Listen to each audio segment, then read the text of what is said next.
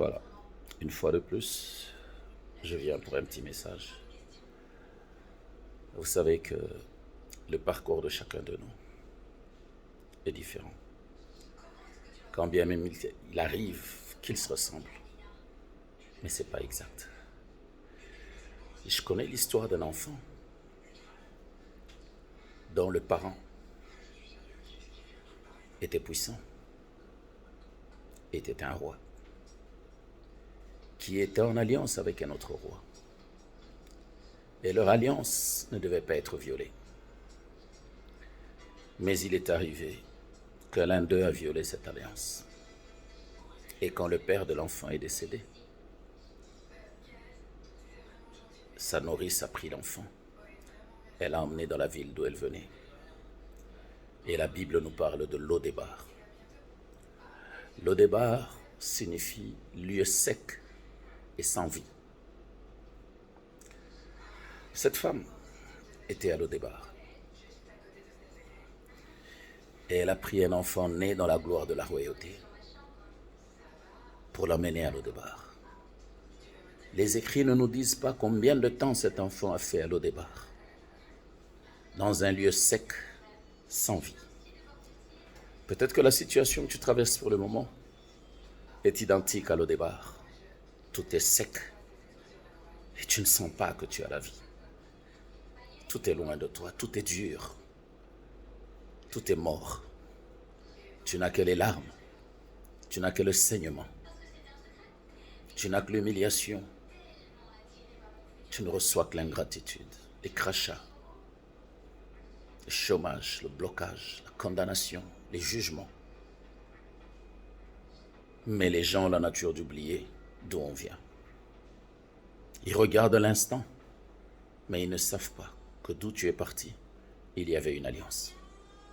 Elle peut être une alliance chrétienne, spirituelle ou du monde. Ce sont des alliances. La traversée n'est pas un tombeau. Pour celui qui a une promesse, alléluia, la traversée n'est pas un tombeau. Je veux dire à quelqu'un que des années plus tard, l'un des rois qui restait en vie, qui avait tué l'autre, père de cet enfant, s'est souvenu, parce que Dieu ouvre toujours le livre de souvenirs. Ce jour-là, il se souvint qu'il était en alliance avec un homme à qui il a fait du mal. Alors il demanda, n'y a-t-il pas un fils ou quelqu'un qui porte le sang de mon ami avec qui j'étais en alliance? Quelqu'un qui avait profité de la gloire de cet homme dira, non, il n'y a personne. Je suis le seul qui ait gardé les biens. Oh, le roi insiste. Un temps vient où Dieu va insister. Alléluia. Dieu va insister. Soit par une révélation, soit par une songe, soit par la prophétie. Mais Dieu va insister. Si tu entends que la prophétie insiste, le songe insiste, la révélation insiste, le livre de souvenirs vient de s'ouvrir. Alors ma Bible dit, ce monsieur dit, il a un fils. Au lieu de s'arrêter là, il dit non, il est infirme et il vit à Lodébar.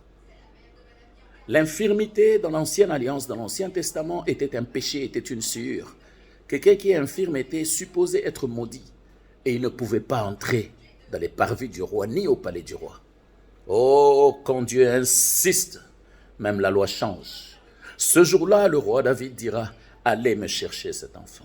Qui est cet enfant qui est à Lodébar? Méphibosheth. Né dans la gloire, mais il a grandi dans la douleur. Lodébar était une école pour lui. Une école de gestion, une école de patience, une école de pleurs, une école d'amour, une école de vérité, une formation de force. Et le jour où on l'appela, les gens disaient, non, c'est un infirme, il n'entrera pas. Mais Dieu avait déjà changé la loi. La Bible dit, il entra dans le palais du roi. Et il s'est mis à la table de David. Qu'est-ce qu'il y a de plus beau? Lorsqu'il se met à la table, parce que Dieu dit, je mettrai une table entre vous et vos ennemis.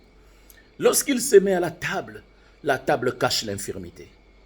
Oh, lorsque Dieu est à table avec toi, tes défauts, tes infirmités, tes péchés sont effacés. Alléluia.